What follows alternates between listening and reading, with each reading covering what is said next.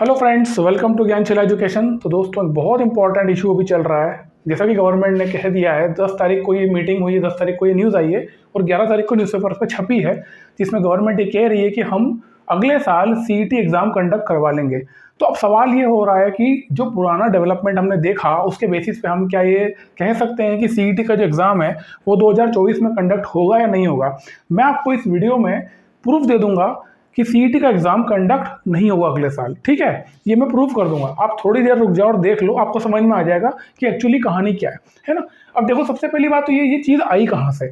सरकार ने 2020 में, साल 2020 में सरकार ने ये कहा कि बहुत सारी अलग अलग ऐसी एग्जाम्स होती है, जैसे इसमें न्यूज़ में भी लिखा है कि लगभग 50 से ज़्यादा केंद्र सरकार परीक्षाएं करवाती, जिसमें 1.25 लाख से ज़्यादा वैकेंसीज भरती हैं।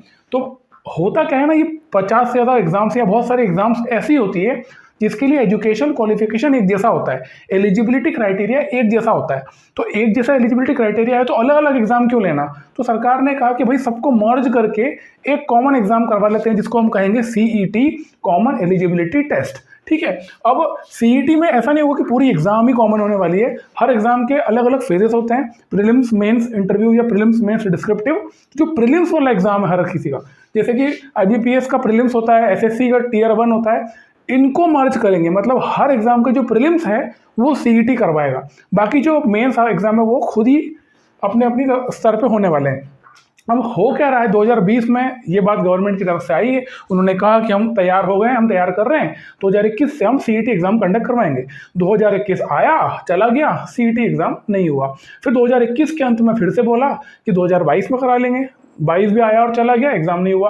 22 में भी ये बोला फिर वापस से। सितंबर 2022 की लास्ट न्यूज़ है, जिसमें गवर्नमेंट ने कहा था कि हम 2023 में एग्जाम कंडक्ट करवा लेंगे। 2022 भी आके चला गया, 2023 है जो अंत में है, फिर से यही हुआ कि एग्जाम नहीं हो रही है। और अभी सितंबर चल रहा है। हर साल सितंबर में न्यूज़ आती है कि सीईटी अगले साल कंडक्ट होगा, लेकिन होता कुछ और ही है। इस बार जो न्यूज़ आई उसमें भी यही कुछ कहा गया है, कुछ बात कही गई है कि जो स्टैंडिंग कमेटी बनाई थी ये देखने के लिए, एनालिसिस करने के लिए कि कैसे एग्जाम कंडक्ट करवानी है, तो उस कमेटी ने ये कहा है कि नेक्स्ट ईयर तक एग्जाम कंडक्ट करवा सकते हैं। सबसे बड़ी बात ये है कि जो सीईटी एग्जाम है 3 लेवल में होगी। ये होगी 10th में, 10th लेवल के लिए अलग होगी, 12th लेवल के लिए अलग होगी, और ग्रेजुएशन वालों के लिए, है ना, जो कि स्नातक हैं, उनके लिए एग्जाम अलग होगी। तो कमेटी ये कह रही है कि भैया एक काम करेंगे, हम ग्रेजुएशन लेवल की एग्जाम ही केवल कंडक्ट करवाएंगे 2022-24 में, और 10th और 12th लेवल की वजह हम कंडक्ट नहीं करवा सकते। सबसे पहली बात तो ये कि हम ये कैसे मान लें कि अगले साल एग्जाम कंडक्ट होगी, या इससे एक कदम आगे बढ़कर मैं ये कहूँ कि हम ये कैसे एनालिसिस कर सकते हैं कि अगले साल एग्जाम कंडक्ट होगी ही नहीं।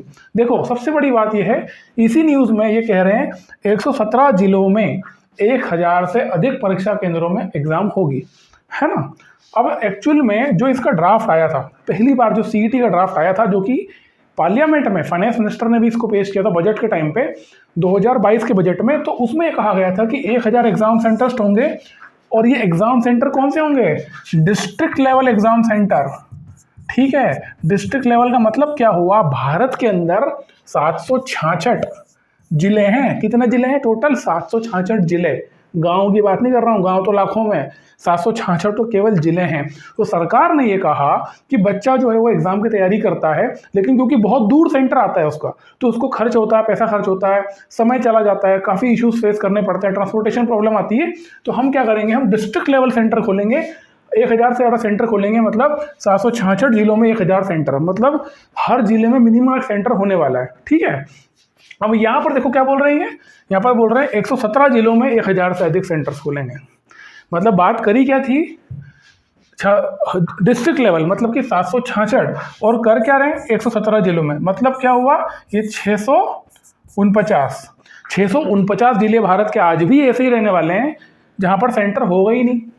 तो मतलब ये कि बहुत बड़ी संख्या में बच्चे जो एग्जाम की तैयारी करेंगे और वो सीईटी का प्रीलिम्स देने जाएंगे, वो अपने शहर से बहुत दूर ट्रैवल करके जाने वाले हैं, क्योंकि उनके जिले में तो एग्जाम होने ही वाली है। खुद ये न्यूज़ में बता रहे हैं, है ना। न्यूज़ में क्या आ रहा है, इसमें ये लिखा हुआ 117 जिले में आपकी एग्जाम होने वाली है। तो ये एक बहुत बड़ा इशू होने वाला है, क्योंकि गवर्नमेंट ऐसा लगता है कि तैयार है ही नहीं। ठीक है, दूसरी चीज़ ये दोस्तों कि कोई भी एग्जाम कंडक्ट कराने के पहले आपको बहुत पहले, मतलब कुछ उसका खाका तैयार होना चाहिए। सबसे इंपॉर्टेंट है उसका सिलेबस। एग्जाम का सिलेबस। अब भैया पैटर्न क्या होगा, सिलेबस क्या होगा, सब्जेक्ट कौन कौन से पूछोगे, क्या पूछोगे क्या नहीं पूछोगे, क्योंकि रेलवेज में अलग पैटर्न है, बैंकिंग का अलग पैटर्न है और एसएससी का अलग पैटर्न है। अभी जो एग्जाम होने वाला है वो तीनों का मर्ज करके होगा, लेकिन एक कॉमन एग्जाम ऐसा तैयार करना जो कि इन तीनों को सेटिस्फाई कर दे, उसके लिए आपको एक प्रॉपर सिलेबस तैयार करना पड़ेगा। उसके साथ में आपके पास में एक मॉडल क्वेश्चन पेपर होना चाहिए, ताकि ये अनुमान लगाया जा सके कि इस प्रकार का क्वेश्चन पेपर आएगा। ठीक है, तो ये सबसे बड़ी बात ये है कि कोई वेबसाइट नहीं है, एनआरए नाम का जो ये लिखा है नेशनल रिक्रूटमेंट एजेंसी, ये एसएससी, आईबीपीएस और रेलवे रिक्रूटमेंट बोर्ड आरआरबी को मर्ज करके बना, मतलब प्रीलिम्स एग्जाम करवाएगा। इसकी कोई वेबसाइट ही नहीं है ना, वेबसाइट इसकी है ही नहीं। और क्या सिलेबस आएगा, कैसे एग्जाम कंडक्ट कराएंगे, कोई भी अभी तक खाका तैयार नहीं है, कुछ भी नहीं बताया गया। ठीक है, तो सबसे बड़ी बात ये है कि ना हमारे पास में कोई सिलेबस है, ना हमारे पास में कोई फोरसाइट, क्या आगे चल के ये नहीं पता है कि हमको एग्जाम है कैसे कंडक्ट कराई जाएगी। सबसे बड़ा स्टेक इसमें ये जो यहाँ पे न्यूज़ में आप देख सकते हो, यहाँ पर लिखा हुआ है 1.25 लाख वैकेंसीज हर साल भराती है। 1.25 लाख वैकेंसीज का मतलब क्या, देखो 1.25 लाख वैकेंसी का मतलब ये कि अगर आप एसएससी की बात करें तो एसएससी में लगभग 8 से 10 हज़ार एवरेज वैकेंसीज होती है ना। आईबीपीएस पीओ के और बहुत कम वैकेंसीज हो गई हैं।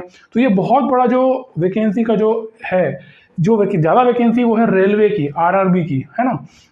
अब मैं आपको एक फैक्ट दिखाता हूँ। सबसे पहले तो ये देख लो, ठीक है,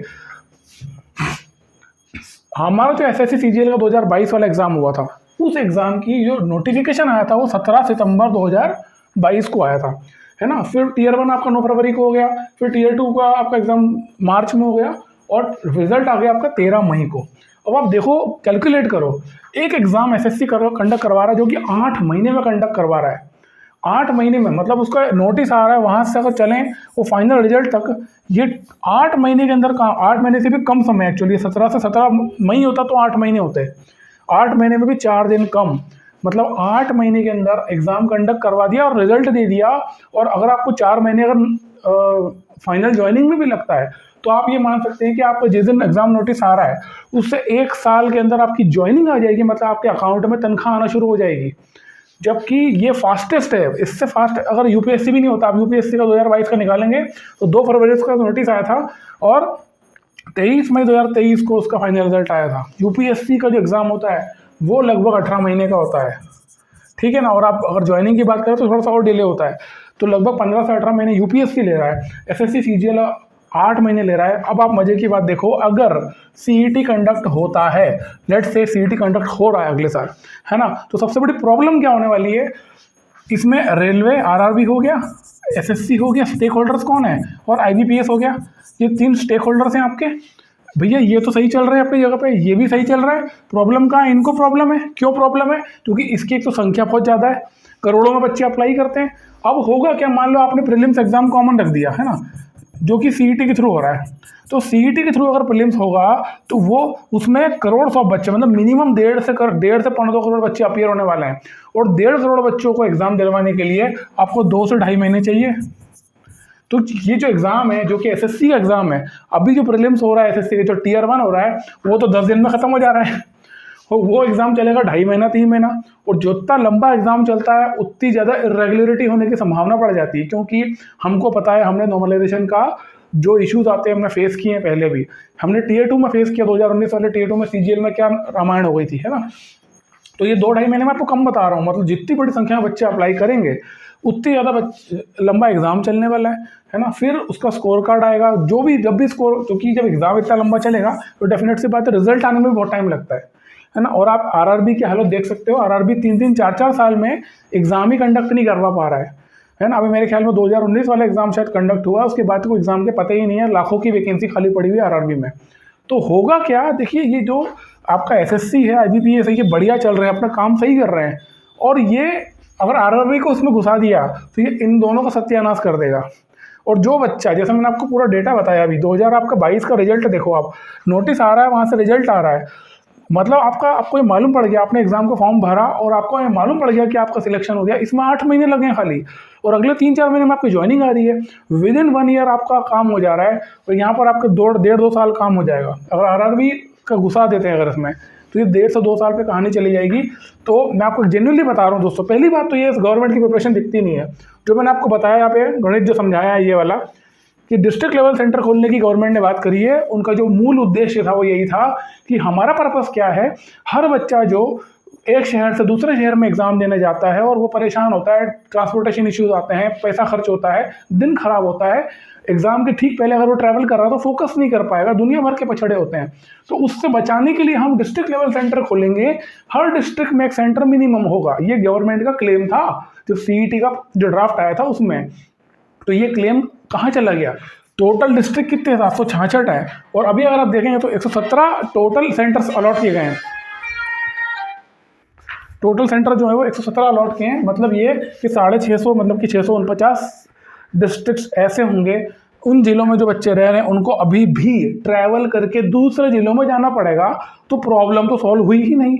सीईटी को लेकर के जो प्रॉब्लम सॉल्व होनी थी वो तो हुई ही नहीं, वो तो एज इट इज़ है ना। तो सबसे बड़ी बात ये है कि यार ये, हालांकि देखो ये चीज़ बहुत अच्छी है, मैं उसके लिए मना नहीं कर रहा है। जो गवर्नमेंट जो प्रपोजल लेकर आई है ये बहुत बढ़िया आइडिया है, लेकिन इसका एग्जीक्यूशन बहुत ही गंदा है। एग्जीक्यूशन इसलिए गंदा है क्योंकि अगर आप 117 जिलों में एग्जाम कंडक्ट करवा रहे हो तो वो तो अभी भी हो ही रहा है ना, इसमें नया क्या हो रहा है? ठीक है, तो ये बिल्कुल भी सही नहीं है। दूसरी बात ये देखो, इसमें बहुत सारी दूसरी अच्छी चीज़ें भी है। इसमें अलग अलग लेवल पे आपकी एग्जाम होगी, 10th 12th और ग्रेजुएशन लेवल पे अलग अलग एग्जाम होगी। सबसे बढ़िया बात ये है कि इसकी साल में 2 बार एग्जाम होनी है। सीईटी एग्जाम जो होगा वो साल में 2 बार होगा। ठीक है, तो ऐसा नहीं आपने 6 महीने एक बार एग्जाम दिया और आप मान लो परफॉर्म नहीं कर पाए तो अगले 6 महीने में फिर आप एग्जाम दे लो, अच्छा स्कोर अपना बना लो। बट यही है दोस्तों, मैं ये कहूँगा कि यार देखो अभी गवर्नमेंट मुझे लगता नहीं तैयार है, और अगर तैयार है भी तो मैं तो ये कहूँगा कि इसका बहुत ज़्यादा विरोध होना चाहिए मेरे स्तर पे। जैसे हम तो करेंगे ही, लेकिन मुझे लगता है कि लोग इसको होने देंगे नहीं, क्योंकि स्पेशली जो एसएससी का बच्चा है, जो एसएससी की तैयारी कर रहा है, वो है ना अपना सही चल रहा है, उसको अच्छी तरह समझ में आ गया कि भाई एसएससी सही टाइम पे एग्जाम कंडक्ट करवा रहा है। तो एग्जाम जब ऑलरेडी सही टाइम पे कंडक्ट हो रही है, उस एग्जाम को आप डिले करने की ऐसी व्यवस्था क्यों ला रहे हो? है ना, ऐसी व्यवस्था क्यों होगी एग्जाम डिले हो जाए? जिस दिन आपके सेंटर्स, ये जो आप 170 जिले हैं आपके यहाँ से 17 जिले हैं, ये बढ़ करके 766 हो जाएं तो फिर भी ठीक है, मानी जाए बात। क्योंकि जितने, देखो सिंपल सी बात है, जितने ज़्यादा सेंटर्स होंगे उतनी जल्दी एग्जाम खत्म होगा। है ना, जो टियर 1 का एग्जाम जो है वो लंबा नहीं चलना चाहिए, वो मैक्सिमम 1 महीने में खत्म हो जाना चाहिए। क्योंकि अगर आप 2 ढाई महीना 3 महीना अगर प्रीलिम्स ही चल रहा है तो उसका रिजल्ट कब आएगा, और रिजल्ट जब आएगा फिर टियर 2 कब होगा, और जब एक ही एग्जाम आपको 3 महीने चल रहा है, फिर आप 10th के लेवल तक कब करवाओगे, 12th लेवल तक कब करवाओगे? तो ये मुझे प्रैक्टिकली फिजिबल नहीं लग रहा है। और मुझे लगता है कि सरकार भी कहीं ना कहीं, एक होता है कि एक काम मिला हुआ है हर साल, तो हर साल सितंबर अक्टूबर में एक शिगुफा छोड़ दिया जाए कि चलो ठीक है हम एग्जाम कंडक्ट करवा रहे हैं, सीईटी हो जाएगा। ठीक है, हम आइडिया बहुत अच्छा है, बहुत ही बढ़िया है, no doubt about it, but execution बहुत ही ख़राब है।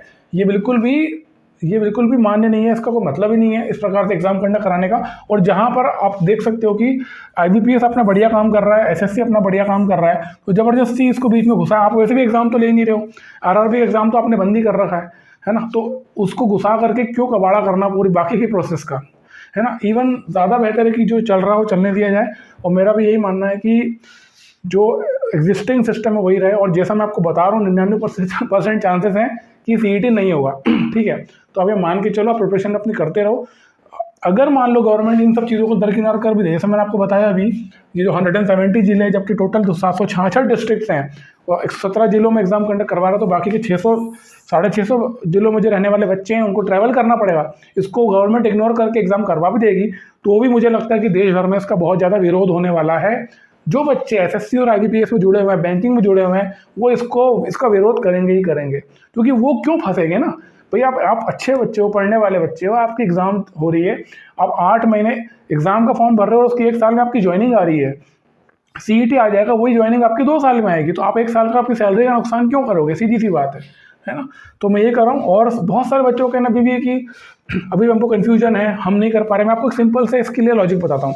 देखो, जिन बच्चों को ये लग रहा है कि सीईटी आ सकता है, या जिनको लग रहा नहीं आ सकता, 2 ही कंडीशन तो होगी ना, या तो होगा या नहीं होगा। एक बात समझदारी की सुनो, दोनों ही कंडीशन में आपका जो टियर 2 है वो तो सेम ही होने वाला है। और जैसे सीईटी क्वालिफाइंग है, आपका टियर 1 भी क्वालिफाइंग है एसएससी का, तो अल्टीमेटली आपको प्रिपरेशन किसी करनी है, टियर 2 की करनी है। तो मेरी सलाह आपको ये यार कि आप सोचना बंद करो कि ये सब बहानेबाजी है। ज़्यादा बेहतर है कि आए या ना आए, आपको उससे कोई मतलब नहीं होना चाहिए। अपनी पूरी प्रिपरेशन में फोकस करो टियर 2 के ऊपर, क्योंकि अल्टीमेटली ये जो 390 नंबर आपके हैं, है ना। ये 300 नंबर ही आपके रैंक लगाने वाला है, आपकी जो मार्क्स है, आपका सब कुछ है वो इसी के ऊपर डिपेंडेंट है। तो तैयारी इसकी करते रहो, ठीक है। एंड में जो होगा वो सबके साथ होने वाला है, आप कोई स्पेशल नहीं हो, ठीक है। तो उम्मीद करता हूँ ये बात समझ में आई होगी और ज़्यादा डिस्टर्ब होने की ज़रूरत नहीं है। बहुत सारे मुझे क्वेरीज आई थी बच्चों की कि सर बताइए क्या कर सकते हैं, सीईटी आने वाला है तो आएगा तो क्या होगा, नहीं आएगा तो क्या होगा।